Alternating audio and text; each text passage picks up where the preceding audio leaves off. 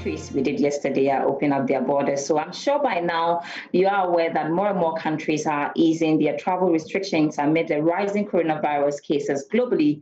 So far, we know that the European Union had opened their borders to 14 countries. 4 African countries have currently opened their space to 15 ECOWAS member countries, also expected to open up by July 21. So clearly the skies are gradually opening up but currently with a surge in Ghana's coronavirus cases and concerns over case management related issues. When can we boldly say Ghana is ready for the rest of the world? Let's speak to an expert, Mark Zogli, an aviation enthusiast who is joining me via Zoom. Grateful for your time this evening, Mark. You're officially domiciled in Ireland, but currently in Ghana. Are you stuck because of the closure of our borders?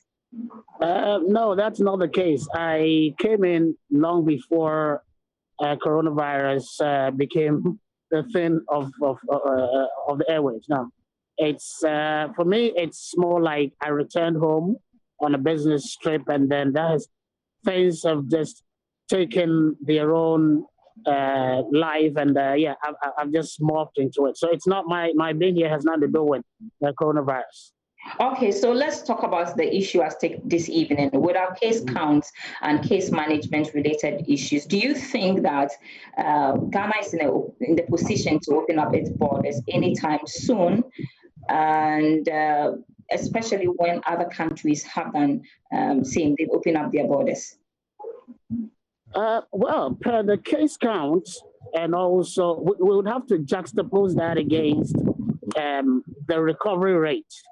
We would look at other countries where, say, for instance, in Ireland, I was looking at it today, the total cases is 25,000, and we are standing around 18,000, but we have a higher recovery rate of 13,000. And so if we were to just say because 18,000 people have been affected yet, and therefore that should affect the way our opening of our borders and opening of airport, that should not actually be the barometer by which we do that. But clearly we don't have a reopening date yet. We know that somewhere people are saying that some have said that by the end of this month, others are saying that early next month. But looking at all that is happening, yes, we spoke about the recovery rate. Do we have a clearer picture to say that we are ready to go? From what I have personally seen, and talking about that, I mean, as in just last Sunday, my sister returned to Ireland on a repatriation flight, a KLM repatriation flight, and I went with her to the airport. I would say that is one of the points that would count favorably for us. What I saw was good enough. Good in the sense that as normally, before you gain access into the terminal, you would see security over there. But now you would actually meet immigration, right? So your first point of contact is an immigration officer. And they are to ensure that only certified travelers are allowed into the terminal. And so that was impressive enough. That's as far as I could go. But she went through and I've just spoken with her today, and I asked her how she thought the systems were in place because she would have experienced it. And from what she told me, it was very good. She thought it was as good as she experienced in Amsterdam when they were on transit, and also in Dublin when she arrived. Except that she said there was no one-way traffic, but I also suppose she was talking from the angle of them just going. She didn't see other people arriving because the airport is not open yet. So what she saw, what she was trying to compare to Accra was different. But otherwise, from the embarking alone, that was impressive enough. Having said that, I know there are also concerns about porous borders, hence the need to keep them sharp during this voter registration exercise. And we know that that will last till the end of the month. Some ECOWAS member countries have agreed to lift their travel restrictions by July 21. Yes, you've said a lot about what you have seen, your experience, your sister's experience as well. Do you think we fall within this July 21 reopening date, or we could go beyond that? Well, here again, I would say we are safe enough. The only concern, or the biggest concern for me, would rather be more a case of um, Ghanaians being Ghanaians, and we tend to be very good at doing the right things wrong, as in disobeying rules. It's not like the rules are not there or the rules will not be put in place. They will be put in place, yes. Will they be obeyed? Or will those who are charged with implementing them and ensuring that people do that, will they actually do it? Now, the immigration officer I saw at the airport, for instance, at Terminal 3, was it just for the purposes of what? Is it cosmetic, or would it continue? If it will continue, then that's beautiful. From that, again, that just tells me that we seem to be ready. I mean, generally, we do things right if we want to do it right. And so I believe that if we intend to get it right, we will get it right. We are primed that we do get it right if we actually want to get it right. Yeah. That brings us to the very important question. What are some of the things you want to be seen done? If I want to ask you, give me 5 key things you want to be seen done to say that, yes, we are ready to open the borders. Okay, well, the first one would be a strict adherence to the protocols as set out by WHO, as also set out by our local Ministry of Health and all that.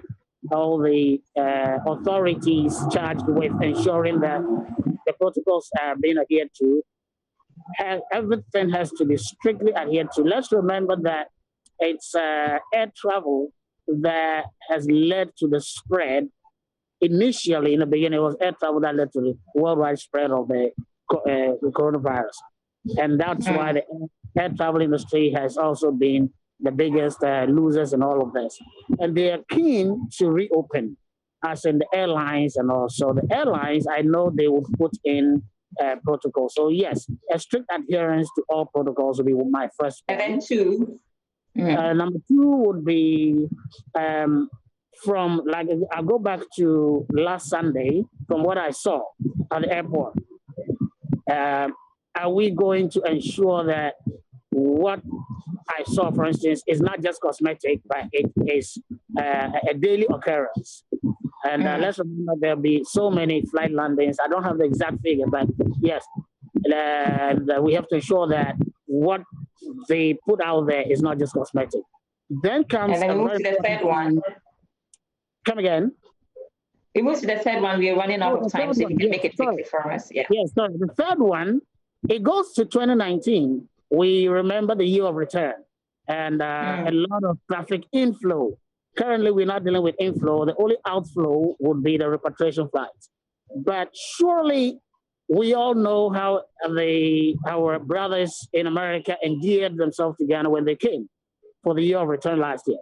Now, we also know that the EU has opened their borders and America is not on the list for obvious reasons we all know. Now, when we open our borders, are we going to be brave enough to tell America you're not on the list? Would we not be seen as not being kind to our brothers who came back home? Or probably, if we do say they can come, a lot of them are going to be rationing. Are we ready for that? You cannot tell them not to come. So we have to look at that.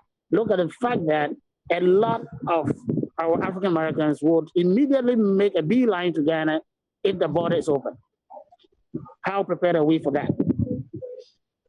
And then number 4, I suppose a lot of help will be needed from the high commissioners and the embassies. And we all know what a visa means for Ghanaian.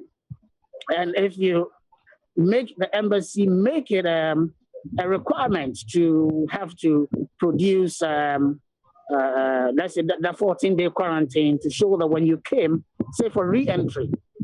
So like if I came in from Ireland and I was returning, I have to be certified that I did follow the 14-day quarantine. Where, for instance, I was made to check the quarantine at home and not in say a hotel where it can be. Okay, so your final point, please. Yeah, the final point will be passengers, in the sense that there is enough time spent at the airport alone going through security checks. And that's not going to go away. And now we're going to add the COVID part. So we have to ensure that we get there the 3 hours they say. I'm personally known to not be as early enough to the airport, but I think this time I'm going to have to do that. So we passengers are also going to have to understand that the airlines don't like to lose. They won't wait for you. They will still go. They've lost enough money. All right, Mark, I want to say a big thank you this evening for your time.